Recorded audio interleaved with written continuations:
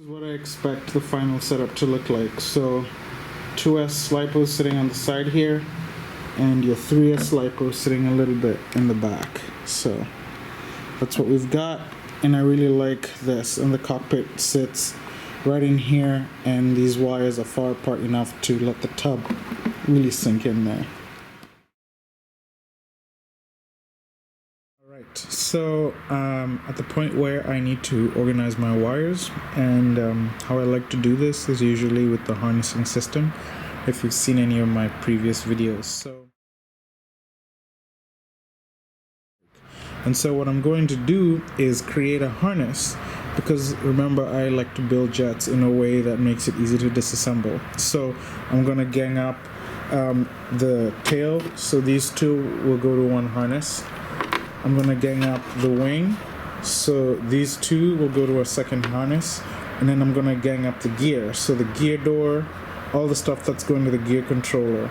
Gear door, we have brakes and actual landing gear. This will be a third connector, and you can see that that starts to fall out pretty cleanly. So this wiring mess gets organized. And then what's left under here, these are the power for the light controller, and then we have an on-off which we're not going to use, and we have a gear switch which we'll use, and then we also have an afterburner light which we'll use. This third light is the light that goes to the landing gear, the nose. So we will put all of these, likely, actually I will leave the afterburner out, but we'll put all of these on one harness. So I have finished doing the harness for one half of the plane. So you can see right here on the right, this is what the wiring used to look like. So all your flap, rudder, aileron, servos came through here, and landing gear and gear doors as well. On the left side, what I did is I took all of that and made 3 harnesses. So you can see, for example, this is marked aileron. So this is the wing harness, this is the tail harness, and then this is all your landing gear, your brakes, and your gear door. So this mess breaks down to just that. And next thing I'm gonna do is attach the nose section, and then we'll figure out all of these wiring, which, as you can see, has been labeled, so that at least I can figure out what is what. What's just left is all the lighting stuff. I think I'm gonna power this from the smooth flight. So the F-15 nose has been joined back to the fuselage, and I'm going to point out here that there's about 6 screws that need to go in place. So you have one down at the bottom there, you can see that, so that's 1, 2, and then you have 2 up top, 3, 4. But also you have 2 side screws, so 1 here and 1 there, and those guys, you can see, go through the ducting here, and there's a hole that leads straight to them from here, so you got to tighten those as well. Cool. So I am working on the wiring harness that goes from, in this case, the landing gear controller and the brake controller, all the way back to these gear left, you can see that's labeled there, and gear right harnesses. And the way I like to do this is with the harness system, just because it makes it easy to unplug things and know where things go. Not everyone likes to do it this way, and I get it, but I learned this from some people I worked with, so shout out to Emerick, Ranjeet, and Joenel, and these guys taught me how to do wiring that's easy to maintain. Anyways, so what's gonna happen is we're gonna have our wiring, and you can see how that's connected. So we have the red and white is our brake, and then we have the red and black, which is our gear, and then we have the red, white, and black, which is our servo door, and that's just connected to the JP controller right there. So this should be pretty easy, and it comes out to that connector, which then mates with that guy, and that's gonna clean up real nice. And all that will be left will be the battery power and the signal, and the signal goes right here next to the servo, so it's the last slot in here, and then power will go in that location there. We have set our power for the servo doors to 6 volts, and we'll see if the HV, I might move that up to 7.4 volts.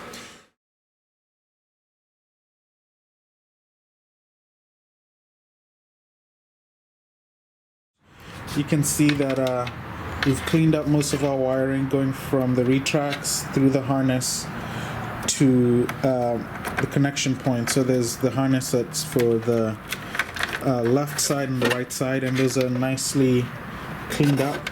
And what this is, these are the connections that will go to the smooth flight to provide power and brake power. And then on this side we have gear power and the actual gear channel. So if you look at the top of this looks fairly clean.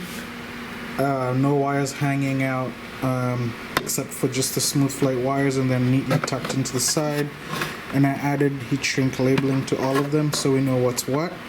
But the wiring mess has to go somewhere, and the way I choose to do it is to stick it right in this cavity area. So I showed in the previous video that I had the pump under there, and so there's a nice cavity here to stuff all your wires.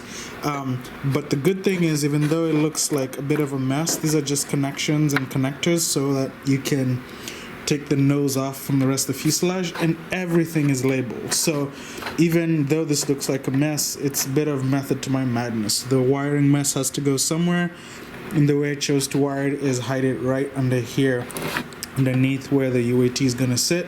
And like I said, everything is labeled, so we should be good to go. The wings, these are the connectors that you have. You see 2 servo connectors for the aileron and flap, and then 2 light connectors for the lights that are on the wing. So there's nothing wrong with this. I personally just like a cleaner look. I don't have to plug 4 things in every time. So you can see that I took off the connectors that were on there, and I added my own locking connectors. And so for the lights, I have this ash lock connector, and you can see it's a locking one. And then for the control surfaces, I have this Molex connector, also a locking one. And so those will mate directly onto, for the control surfaces, we have the Molex mate, and for the lights, we have the ash lock. Molex also makes those connectors. And so what I like about this setup is that now, one, you cannot plug things in wrong, because this plug will not mate to that connector. So this plug has to mate with this. Just another way that I tried to make my builds sort of thought-proof or dummy-proof in that regard. And so what I want to do now is talk about the air brake situation. So the plane comes with this lead just hanging out, and it's sort of annoying to have to unplug this every time that I take this hatch off. And so what I'm gonna do is I'm gonna route it through to the back. Let me see if I can zoom in here. Through to the back, and then I'm gonna add this connector in here. So let's see if I can zoom out for a second. So this is a 3-piece connector that I just bought from Amazon. It is some AMAS MP30 FB connector, and so mounting this on a piece of board, and then I'm gonna install it right here in the center, and it's gonna come out like that. And the key will be to glue this so that the mating,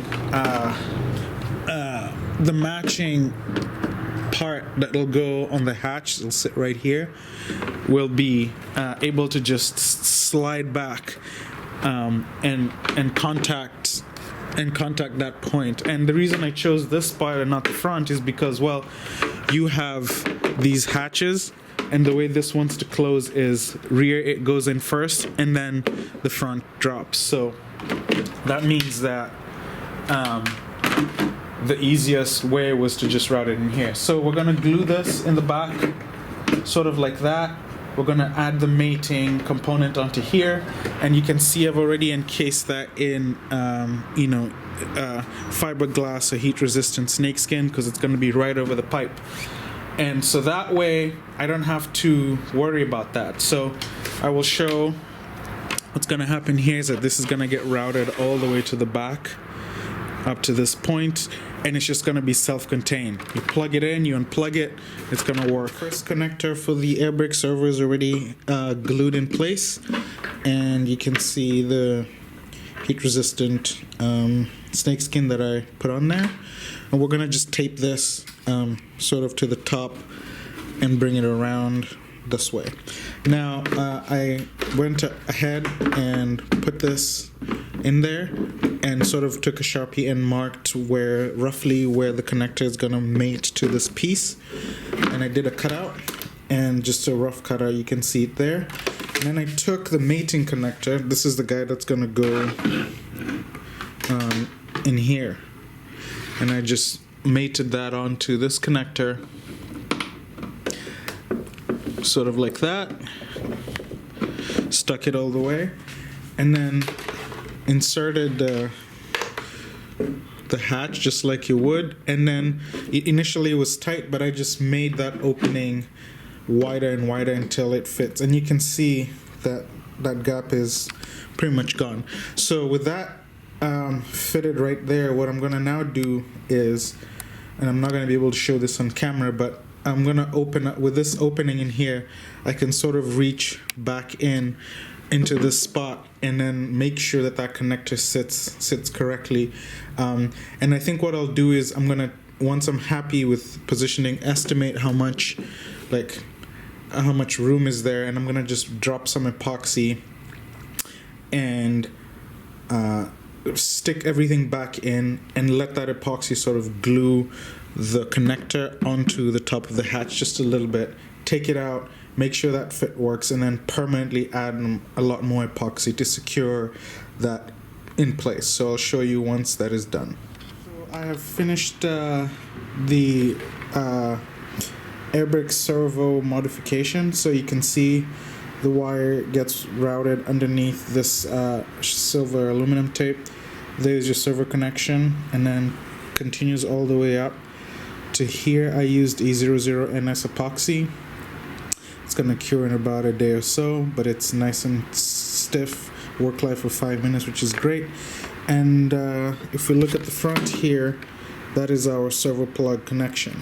And so what happens now is, this is easy, the entire canopy can just be removed, and you just plug it in normally like that, push it back,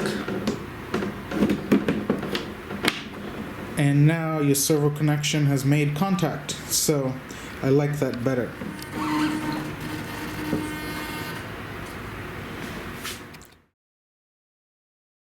Alright, so we are going to look at the connections that need to be made on the vertical stab and the rudder. So again, right here you have your servo connectors, and then you have your light connector, and that's the only two wires that need to be connected. I did not bother to change these connectors because this is not something I'm going to be pulling in and out of.